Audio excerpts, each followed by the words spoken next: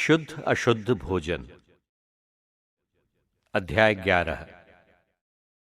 चौपाए पशु। प्रभु ने मूसा और हारून से कहा, इज़राइलियों से कहो कि पृथ्वी पर के सब पशुओं में जो पशु फटे खुर वाले और पागुर करने वाले हैं, उन्हें तुम खा सकते हो, परंतु केवल पागुर करने वालों या केवल फटे खुर वालों को तुम नहीं खा सकते हो। तुम ऊंट को अशुद्ध मानोगे, वो पागुर तो करता है परंतु उसके खुर फटे नहीं होते। तुम चट्टानी बिज्जू को अशुद्ध मानोगे, वो पागुर तो करता है परंतु इसके खुर फटे नहीं होते। तुम खरगोश को अशुद्ध मानोगे, वो पागुर तो करता है परंतु उसके खुर फटे नहीं होते। तुम सूअर को अशुद्ध मानोगे, उसके खुर तो फटे होते हैं परंतु वो पागुर नहीं करता। तुम इन पशुओं का मांस नहीं खा सकते और इनकी लाशें छू नहीं सकते, ये तुम्हारे लिए अशुद्ध हैं। जलचर। सब जल जंतुओं में तुम इनको खा सकते हो। तुम उन सब को खा सकते हो जो पंख और शल्क वाले हैं, चाहे वे समुद्र में रहते हों चाहे नदियों में।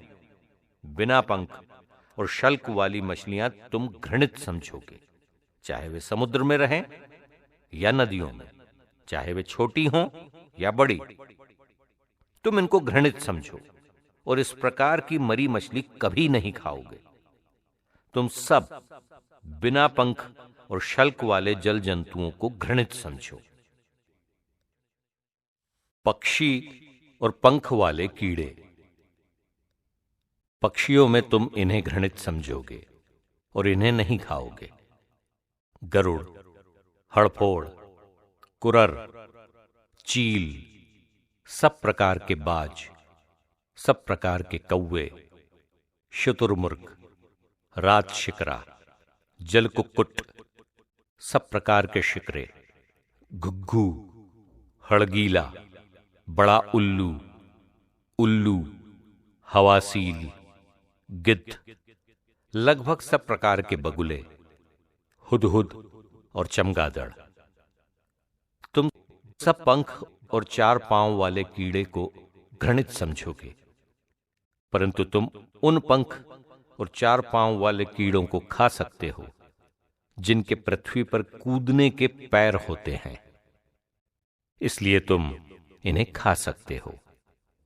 सब प्रकार की टिड्डियां, सब प्रकार के सोलाम टिड्डे, सब प्रकार के हरगोल टिड्डे और सब प्रकार के हागाव टिड्डे, शेष सभी पंख वाले कीड़े जिनके चार पैर होते हैं, तुम्हारे लिए घृणित हैं।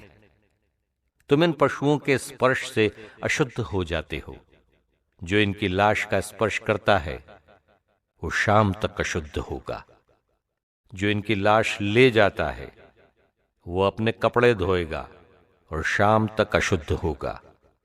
जिन पशुओं के खुर फटे नहीं होते और जो पागुर नहीं करते, तुम उन्हें अशुद्ध समझोगे। जो उनका स्पर्श करता है वो अशुद्ध हो जाता है। तुम चार पांव वाले पशुओं को अशुद्ध समझोगे जो अपने पंजों के बल चलते हैं। जो उनकी लाश का स्पर्श करता है वो शाम तक अशुद्ध होगा।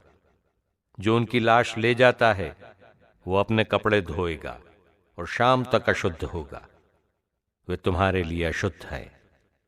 भूमि से सटकर चलने वाले जीव जंतुओं में तुम इन्हें अशुद्ध समझोगे। नेवला, चूहा, सब प्रकार के गोहे, छिपकली, अग्निकीट, टिकटिक, सांडा और गिरगिट। तुम भूमि से सटकर चलने वाले सब जीव जंतुओं को अशुद्ध मानो।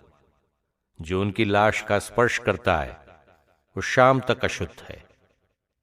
जिन चीजों पर उनकी लाश गिरती है, चाहे वे लकड़ी हो, वस्त्र, चमड़ा या टाट हो या उपयोग में आने वाली कोई वस्तु, वे शाम तक अशुद्ध हैं। उन्हें पानी में रख दो और वे दूसरे दिन शुद्ध होंगी। यदि उन जंतुओं में कोई मिट्टी के बर्तन में गिरे तो उसमें जो कुछ रखा होगा वह अशुद्ध हो जाएगा। तुम वो बर्तन फोड़ डालोगे।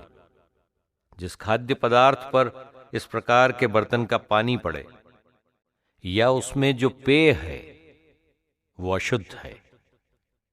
जिस किसी चीज पर उनकी लाश गिर जाए वह अशुद्ध हो जाएगी। तुम ऐसी भट्टियां या चूल्हे तोड़ दोगे, वे अशुद्ध हैं और तुम उन्हें अशुद्ध मानोगे। केवल सोता या पानी का संचय करने का कुंड शुद्ध माना जाएगा, परंतु जो उनमें पड़ी हुई लाश छूता है वह अशुद्ध हो जाता है। यदि ऐसी लाश बोए जाने वाले बीज पर गिरती है तो वो शुद्ध रहता है, परंतु यदि बीज पानी में भीगा हो और उस पर इनकी लाश गिर जाए तो तुम उसे अशुद्ध मानोगे। यदि तुम्हारे खाद्य पशुओं में कोई मर जाता है तो उसे छूने वाला व्यक्ति शाम तक अशुद्ध है। जो उसका मांस खाएगा वो अपने कपड़े धोएगा और शाम तक अशुद्ध होगा। जो उसकी लाश ले जाएगा वो अपने कपड़े धोएगा और शाम तक अशुद्ध होगा। तुम भूमि पर रेंगने वाले सब जीव जंतुओं को घृणित समझोगे और उन्हें नहीं खाओगे, चाहे वे पेट के बल या 4 पांवों से या 4 से अधिक पांवों से चलते हों। तुम उन्हें घृणित समझोगे। इस प्रकार के जीव जंतुओं से अपवित्र मत बनो।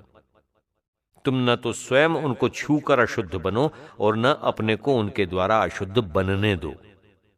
मैं प्रभु तुम्हारा ईश्वर हूं, इसलिए अपने आप को पवित्र करो और पवित्र बने रहो, क्योंकि मैं पवित्र हूं। तुम भूमि पर रेंगने वाले जीव जंतुओं से अशुद्ध मत बनो।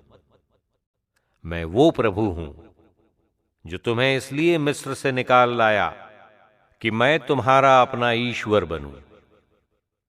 पवित्र बनो, क्योंकि मैं पवित्र हूं। पशुओं, पक्षियों, जलचरों और पृथ्वी पर रेंगने वाले जीवों के संबंध में नियम यही है।